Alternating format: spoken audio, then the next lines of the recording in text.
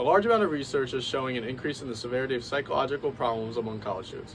According to a peer-reviewed article from North Carolina State University in 2014, 92% of college counseling center directors reported an increase in the amount of students seeking services. More recently, according to the American Psychological Association in 2020, at least 44% of college counseling centers reported adding staff to meet rising student demands. The purpose of this presentation is to show how much of an increasing problem mental health is on college campuses and that large efforts need to be made to better this. I'm a credible source on this topic because this is something I'm extremely passionate about and I've done a lot of research on. As people who are also college students, you should care because I'm almost certain you know someone at UConn that struggles with mental health, if not yourself. I will detail how this increase in mental health problems was caused by the global coronavirus pandemic and technology, such as social media and the increase of the amount of time students are on technology, and discuss the effects these causes have had on students and how we can help solve this mental health crisis. In spring of 2020, school was canceled for a 2-week-long period in the wake of the spread of coronavirus. That 2-week period ended up being the rest of the school year and almost the entirety of the next school year.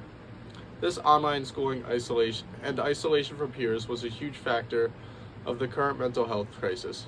In the first year of COVID-19 pandemic, anxiety and depression rates increased by 25% worldwide, according to the World Health Organization. Related to this, instead of real-life connection with other people, many were spending a large amount of time staring at screens and being on social media or having to do all their schoolwork online. Phones and social media have been around for a while, but with the inability to see people in real life, this drastically increased the usage of social media and technology, as said before. The increase in screen time and subsequently social media also caused a rise in mental health issues. According to an article from the University of California, social media fosters social comparison, which leads to feeling of inadequacy and low self-esteem, as well as contributing to anxiety and depression.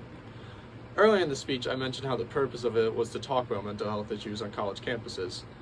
The reason for my last 2 points directly relates to this is because current college students had, all of us, whether we're freshmen or seniors, had a high school experience that was directly affected by COVID-19, isolation from peers, and the rise in social media use. In 2024, 38% of students on college campuses experienced moderate or severe depression symptoms, and 36% have been diagnosed with anxiety in recent years. That is more than 1 out of every 3 students.